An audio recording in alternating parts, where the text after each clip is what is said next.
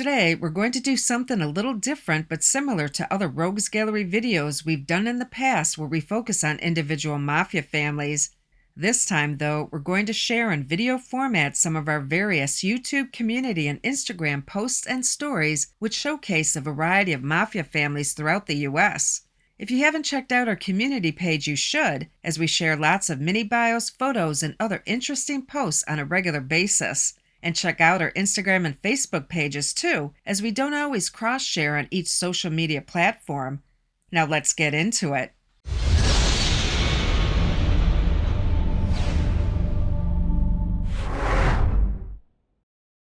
Dominick Alongi was a long-time key Genovese soldier and associate of Vito Genovese's Thomas Tommy Ryan Eboli and later Vincent Chin Gigante. As a young hood, Alongi was indicted for his participation in an interstate auto theft ring.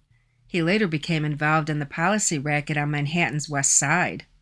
By at least the late 1960s forward, this habitué of Lower Manhattan and Little Italy bought a residence in Miami. From that point forward, Cokie Dom became a steady commuter racketeer, flying back and forth from New York to Miami as his borgata required. Alongi also had another good reason to frequent the southeast United States. He was a blood cousin to Frank Gagliano of Carlos Marcello's New Orleans family. We're sure Alongi and Gagliano used the opportunity to meet whenever Cokie Dom was down south. Alongi was the president of Vindom Incorporated, a construction company that planned to rebuild the old Colony Club on Ocean Boulevard in Miami, but later folded because of financial problems. In 1970, he was also accused by a U.S. Senate committee of attempting a strong-arm takeover of a New York bagel company. One of the highest-ranking and most important members of Pennsylvania's Russ Bufalino crime family, indeed one of the most important mafioso in the entire United States, was a shrewd and shadowy mafioso who doubled as a renowned multimillionaire businessman and industrialist, local politician and philanthropist, by the name of Luigi Lou Pagnotti. After Joey the Clown Lombardo was indicted in 2005, he went on the lam and was the subject of an international manhunt. When a college student saw Lombardo's picture blasted on local TV news, she recalled taking a picture of a dapper man the year before. She was convinced the picture she'd taken was of Joey the Clown himself, the same exact guy the cops were hunting. So she contacted the Chicago Tribune and sold them the rare photo, which they immediately published on their front page. As it turned out, the photo was not of Joey the Clown, but of Stanley Sweeten, an innocent 69-year-old guy just out riding his bike. The red-faced Tribune quickly apologized, and the student photographer told the newspaper, "I guess I'm a little surprised that there are two elderly gentlemen with really great classic style." Lombardo was captured 8 months later, was eventually convicted of several crimes after a very public trial, and sentenced to life in prison. He died in 2019. Racketeer Angelo Angie Conti was a veteran member of Utica, New York's mafia network, serving in the regime of Capos Salvatore and Joseph Falcone. Conti served for decades as a key functionary who helped oversee a massive bookmaking and numbers ring. He also operated as a loan shark and was a close and highly trusted confidant of Joe Falcone himself. Angelo is shown here after one of his many gambling arrests. Frankie Dio Dioguardi was the younger brother of notorious Lucchese family mobster Johnny Dio. Frank operated in New York City and later in South Florida. He had a reputation as a hot-headed loose cannon, but he ran many successful businesses and operations for the family. Iconic mafia boss Rosario Russ Bufalino is seen here testifying, more like pleading the Fifth Amendment, before a U.S. Senate subcommittee investigation probing underworld infiltration of the garment industry. One of the least talked about yet most powerful and respected mafia bosses to ever operate in the United States was Binghamton's Giuseppe Joe Barbera Sr. Born in the mafia-laden seaside town of Castellammare del Golfo, Sicily, during the 1920s and 1930s, Joe Barbera was a top gunman for the Castellamarese faction of the underworld and an intimate of bosses Joe Bonanno and his cousin Steve Magadino. Barbera eventually rose to become the overall boss of the Pittston-Scranton, Pennsylvania, Binghamton, New York family. He also played host to the infamous Appalachian meeting at his estate in 1957. Upon his death from natural causes in 1959, his trusted underboss Rosario Russ Bufalino became the new boss of the storied mafia clan. Notorious convicted heroin merchant Giovanni Big John Armento of the Lucchese family was convicted 3 times for trafficking. His third conviction brought him a 40-year sentence. He died in prison. One of the most notorious racketeers and mafiosi to ever operate in Brooklyn was the Gambino family's Carmine Lombardozzi. During his career, Lombardozzi would become one of the biggest moneymakers the American Mafia ever produced. He had a gaggle of 5 brothers, sons, and nephews who would all be drawn into the life of New York's underworld. Collectively, the Lombardozzi clan was known as a formidable bunch of hoodlums. Born, bred, and raised in the Sheepshead Bay and Mill Basin sections of Kings County, Carmine and his brothers operated from these insular Brooklyn neighborhoods where they felt protected and where the mafia was an everyday way of life. Joseph Jojo Baldassari was one of a score of family members active in Pennsylvania as slot machine vending operators, bookies, and Shylocks affiliated with the Bufalino family. James Jimmy Randazzo was a longtime soldier serving in the New Jersey branch of the Profaci Colombo family. He was the son of Vincenzo Randazzo, one of the original founding members of the Brigada. Jimmy Rand was very active in bookmaking, dice games, shylocking, extortion, thefts, and suspected narcotics trafficking in the Garden State. That is, until fellow crew members later suspected he had turned snitch. Plans were soon set in motion to eliminate him. Randazzo was lured to a parking lot one evening under the guise of attending a regime meeting with his capo, where he was subsequently shot to death gangland style. Lucchese family associate Stephen D. Pasquale, wearing the cap, exits Nassau County Courthouse at Mineola, Long Island, with his attorney John Sutter, after arraignment on charges he headed a $20 million a year policy numbers operation. D. Pasquale was a close associate and top aide to Capo Paul Vario Sr., entrusted to oversee the Vario crew's gambling rackets. According to a 1963 news report trying to unravel the mysteries of boss Carlo Gambino, written at the time of the Valachi hearings, it stated Gambino's favorite diversion while at his home in Massapequa, Long Island, was reported to be, quote, good Italian food which he serves to his guests.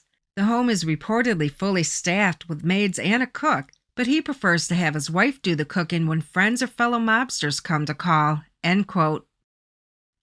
Gaetano Tommy Masotto was a mafia powerhouse, but a sleeper for his entire life. A little known or written about blood cousin of mafia boss Carlo Gambino, Tommy Masotto served as one of Carlo's top capos and closest aides and advisors for many years. Born in Palermo, Sicily, and immigrating to New York City as a young boy, Masotto came from a bloodline with deep roots in the Sicilian mafia. As he grew older, he was automatically absorbed into what would later become the Gambino crime family, first as a soldier and then rising to a capo position. And aside from his many blood relatives, including Gambino and Paul Castellano, Tommy Masotto associated with many other powerful mafia figures in the New York underworld, including Gambino capo Carmine the Dr. Lombardozzi and Lucchese family soldier and noted labor racketeer Johnny Dio Dioguardi. Modesti Mickey Morris Barra was a respected old-time soldier in the Vito Genovese family. He was mostly active in the Bronx, where Mickey Morris later became known as one of the biggest and most important counterfeiters of both U.S. currency and postage stamps in the entire country. Barra also engaged in the numbers racket and bookmaking. Years later, after migrating down to Fort Pierce, Florida, he became involved in labor rackets and business infiltration after investing his considerable wealth into buying up several large tracts of land. He opened a Florida construction firm and built a series of homes he then marketed to the public. Orlando Earl Coraluzzo was a low-key soldier and heroin smuggler in the Genovese family who was suspected of being a trusted courier of drug loads from Canada into the U.S. borders. He was said to have served in the Bronx regime of Jimmy Angelina.